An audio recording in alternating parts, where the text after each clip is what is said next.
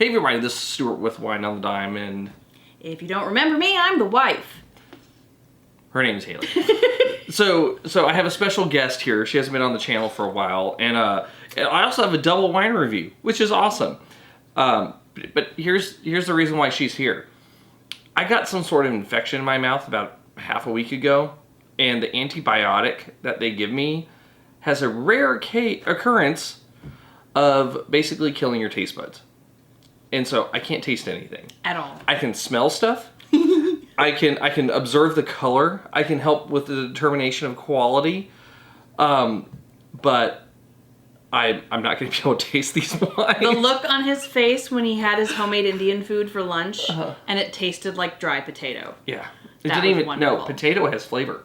I can't understand it. It tasted like salty. So I am here to be a surrogate tongue. Yes. So she is going to be doing the palate. I'll be helping with the other stuff. Best I can, and I apologize. So we know this is a non-standard Wine on the Dime review, but it's also kind of a weird circumstance, and we're just going to power our way through it today. And very few Wine on the Dimes are standard, because you're you.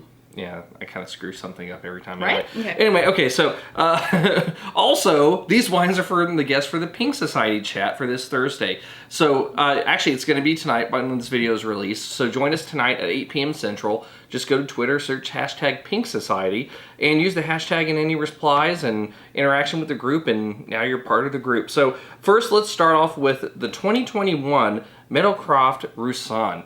It is 14.5% alcohol by volume, and as you can see Haley was being. What she doesn't realize is I have an overlay during this time period, and a lot of this stuff she just didn't show up. Oh, man. She was really proud of herself by trying to be more interactive. There's nothing proud about being a surrogate tongue. Let's just go there. Can we call this something else? Because this just sounds so inappropriate. So much fun. All right, so from color standpoint, I'm going to give it a pale lemon, no artifacts, really no cloudiness. All right, so now I'm a little bit worried about the nose aspect too. So I'm going to tell you what I get on the nose, and you can say what you get on the nose, and then we'll just assume that these Maybe things you're work finally going to together. understand what the rest of us go through with not having this crazy heightened sense of ability. I'm trying to concentrate. Uh-huh. So it's medium plus on the nose, on the intensity. All right, there's an apple, there's a little bit of a nectarine, a hint of green pear. It actually has a little bit of heat on the nose, like the alcohol's pretty present here. And maybe like a little bit of a fresh apricot. What are you getting? So it is very light smell, and I have no idea how you got any of those. So you're getting a light smell out of that? You're not. So like if you hold it right here. Don't shove this down my mouth. I'm so afraid. Look, if you're holding it like right here, you're not getting any of those notes. No. How do you not get any of those? I never do. That's why I laugh that I am your surrogate. Oh, Meadowcroft, I'm sorry. That's all his fault. Yes, because I can control when I get mouth issues. Okay, anyway. So she's just going to default to taking my word on it. I do want to take a sip because maybe I do get something out of it, but we'll see. I'll take a sip and then I'll let you do it. Medium acid, medium plus body. You can taste stuff? I can taste the structure of it. I can't taste any of the characteristics. All the aromatics are gone. So weird. But, so I'm going to have you help me with the finish because I can't taste any of the aromatics or anything to know how long the finish goes for. I don't get a lot of complexity because I never do. I can definitely get in the green apple-y that you were smelling.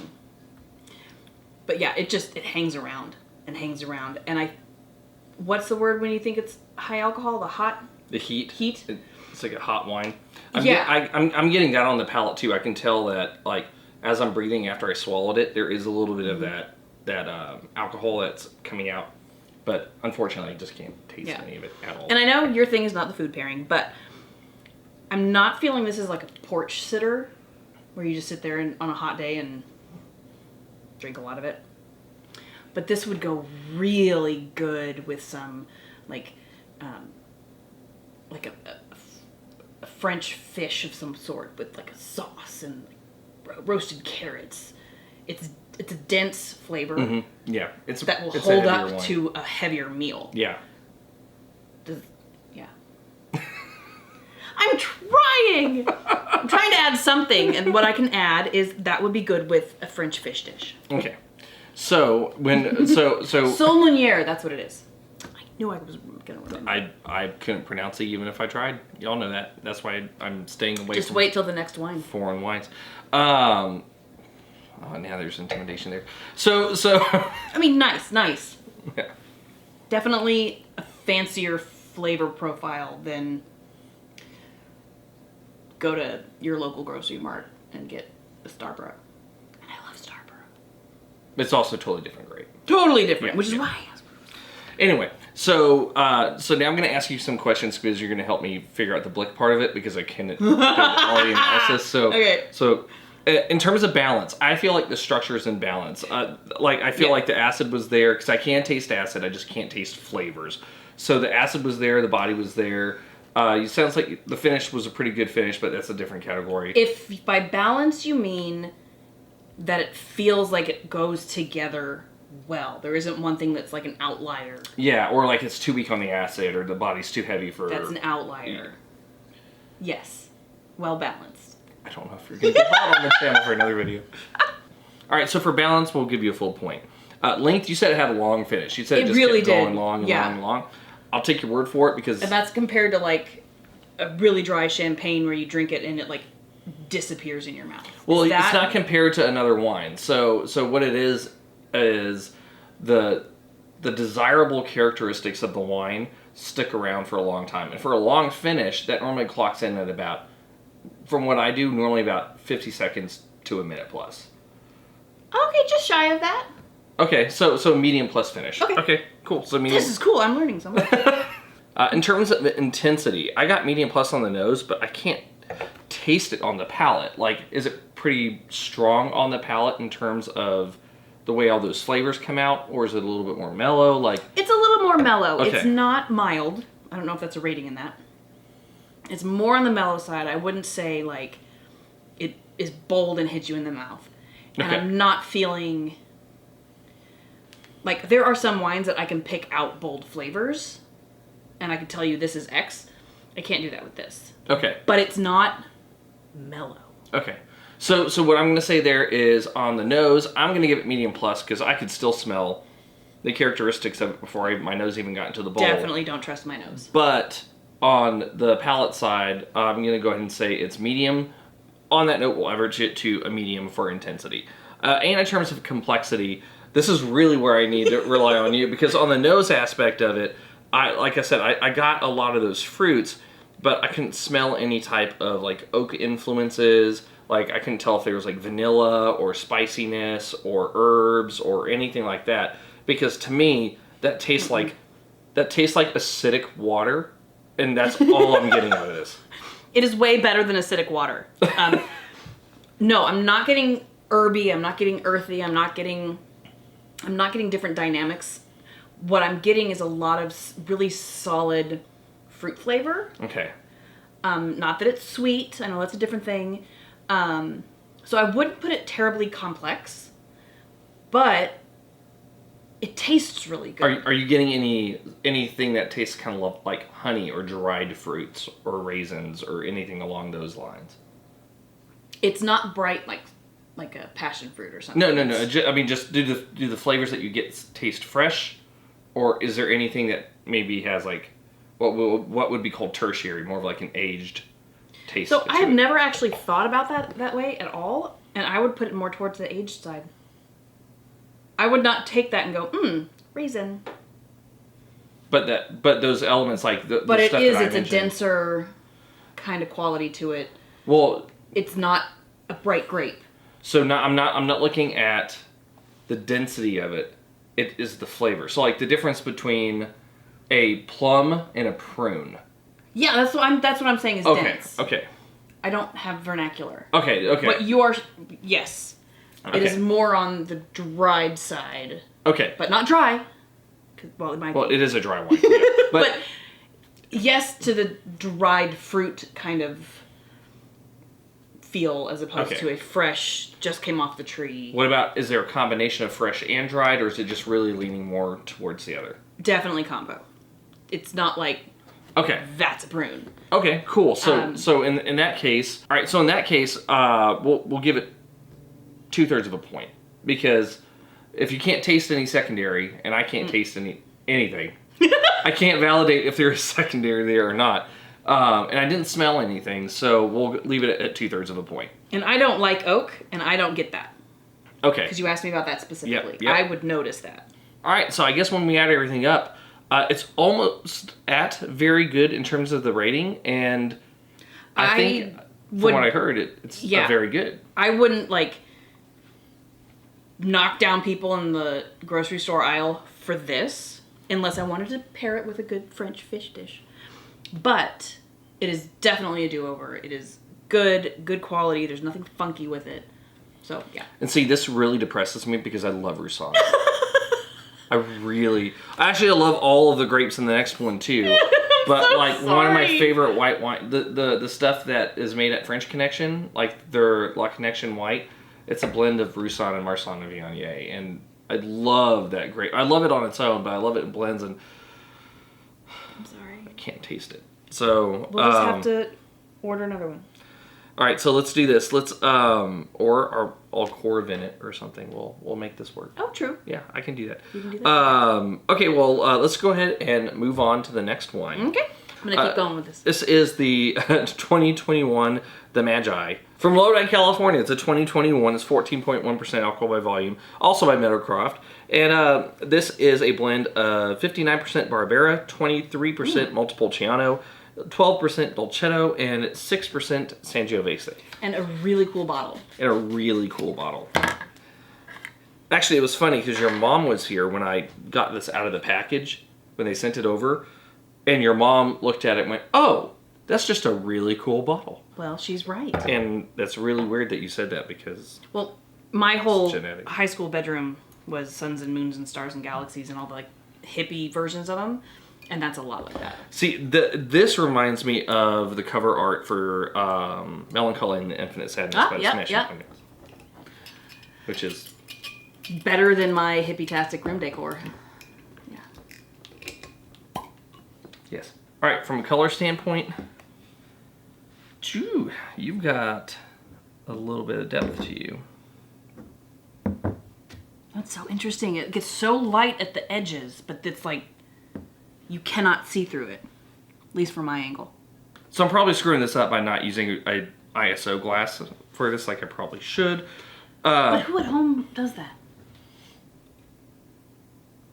They don't have those. They have cool-looking tulip ones. I get that. But Anyway, still. Just keeping you in check. So what I'm going to say is, in this glass, it is a medium ruby. In the ISO, it would probably be a little bit more concentrated in the bowl and be a deep ruby. But it's still ruby, nonetheless. All right, on the nose. So this one, medium intensity on the nose. So I'm getting, there's a lot of really cool stuff in here. Let's see if I can find them. All right, so I'm getting a little bit of black cherry, some raspberry. There's a note of what smells like dark chocolate. A little bit of kind of soil, sweet tobacco. A touch of black pepper, and maybe like a little bit of vanilla. All of that in that glass. How do you do Well, there's that? plum also. There's plum. Yeah, your turn. Alcohol smells medium, by the way. Pass? Now try it. See if you smell anything different.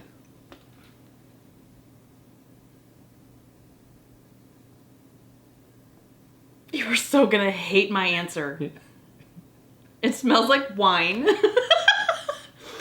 And at the finish of the smell, it smelled like a dry erase marker eraser.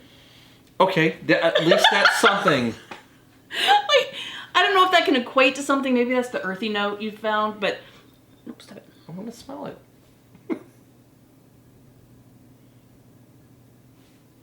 Yeah, right at the end, I feel like I'm cleaning the dry erase marker off my whiteboard. Okay, I get what you're at there. There's probably a more, astute way of saying that smell, but... And it's not unpleasant. It's just that's what it evoked. Dry erase one. Anyway, okay. So let's see if I actually get anything out of this. Full body, high tannin, medium plus acid, dry wine.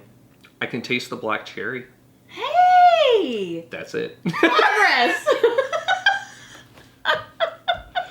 God, this is... Oh, and the sweet tobacco. I can taste those two things. Ooh, I just smelled the tobacco. Yay! Progress! I have no talent there. That's why I'm not his surrogate nose. Okay, I'll just tell you that finishes long. Like, this time long? Like, Yeah. Okay. That just hangs around. Can you describe the tannins? Like, I have my idea of what they are, but I want to get your... Tell me what tannins taste like. Tannins don't have a taste, they have a feel. It's what makes your mouth dry out. It's the kind of... To me, they kind of feel like a little chalky. I was about to say, it kind of Okay. gets chalky. Okay. So, okay. I just don't have the vocabulary. That's fine. I feel like it should have more complexity to it, but it doesn't. There's a lot of flavor. But based on all those millions of notes that you said, it's not one note. I can't pick out individual flavors. And I actually can in some ways. So all those primary notes are very well integrated in with each other. Thank you. Okay. That's a better way of saying it. Like, I feel like the way I'm saying it makes it sound bad. It's not. It's a very clean feeling. It's a I don't know, maybe one note isn't a bad thing with this one. But it is. It's a solid flavor. It's just blended well. Like, Yeah. all of that stuff is just really, like... It's not like one wine or characteristic from it is just, like, above the rest. They're all very well tied into each other. I would put some cherry closer to the top of that, but barely. What about things like spiciness or, like, some of those vanilla elements, things like that I was mentioning? No spice. I'm not getting any peppery or any pyrazines. Pyrazines, yeah. I do learn some things from you. I could get a vanilla, but again, not that it's sweet. I always equate... I think that's part of my problem with figuring out wine is that I equate certain flavors to sweetness, and that doesn't work. It's like when I've said before, like, I've smelled something and it smelled like chocolate cake. That doesn't mean the wine was sweet. Right. It just had that aroma to it, right? Yeah. That breadiness, that chocolatey, that... I'm definitely getting that stone fruit, that cherry, more than anything else. But it's not at the massive forefront. Okay. It's very well integrated. Okay, good. All right, so do you want to get to the blick? Remind me what all that means again. Balance, length, intensity. Okay, complex. balance. The thing we did for the other one. Remind me what balance means again. How everything is structured together within the wine, like the acid, the body, the tannins. Oh, really good. Yeah, really I give good. it a full point too. Yeah. This is really... The thing with this is that it has really high tannins, but has the acid and the body with it. If it was like a really high tannic wine, but with like a low body or low acid, it would just totally destroy the wine. And I think that all that stuff really plays well together. I want this with a really, really, like, slow braised ossobuco on, like, an incredibly buttery mashed potato with... It's so good. So balance, full point. Yes! Sorry, that just came to me. Okay. From a length standpoint... Long. Okay, Long. Full point on the length. In terms of intensity, I've got medium on the nose, but I can't taste... I would assume it's probably at least medium plus on the palate because I was actually able to taste stuff. And I couldn't do that before with the other ones. Yeah, it's there. And does it like punch you in the palate with like the flavors? Even though they're all well integrated, does it like just... Okay. It is there. Okay, so it's pronounced on the palate then. Yeah. So what we'll say is we'll give it 0.75 because it's medium on one, but it's pronounced on the other. So that's fair. Yeah, we'll put it in the middle there. And in terms of complexity, I got a lot of notes on the nose. I was able to taste a few things, like I said, which is a nod to that intensity. But from your side, are you getting like... You said you got some fruit, and then It sounds like you're getting some secondary with some of those barrel notes, like the vanilla. What else? Like, I don't smell anything that smells like this wine could be developed. So I want to let your palate and nose kind of... See, this is where I feel like I have failed at surrogacy school. I feel like it is... I feel like it's a complex. I feel like a millennial saying that. I feel something, but I have no proof for it. Okay. So... Well, so this is a 2021, and these grapes, a lot of these grapes are pretty robust. So there's so much mouthfeel. I wasn't expecting tertiary on this wine. So if you're not smelling things like saddle leather or High Plains, figs, no, stuff like that, like definitely not. Then this is for what I'm expecting with this wine. If you're getting the primary and the secondary, that would be a full point. Okay. Now, if this was an older vintage, like a 2012, and I wasn't getting those things, that would be a knock against it, because I would expect it to have some of that development in the bottle while it aged. So maybe this is just